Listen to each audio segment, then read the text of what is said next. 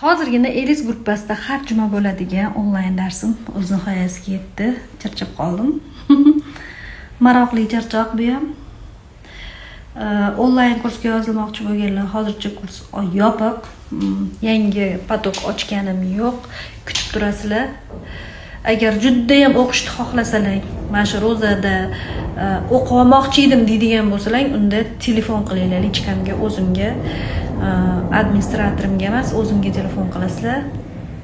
Bo'lmasam, yangi potok hozir ochganim yo'q. Birinchi potok bitirdi. Bundan oldingi istoriyada birinchi potok bitiruvchi o'quvchimning ishlari shunaqa xursand bo'laman. Uzoqlardan turib, Vladivostoklardan turib, Makka Madinalardan turib o'qiydi qizlar, Turkiyalardan, Izraillardan, o'zimizni o'zbekistonliklar foydalanib olsalar bo'lmaydimi? Deydigan. O'zimizning qizlar ham o'qiydi endi, конечно.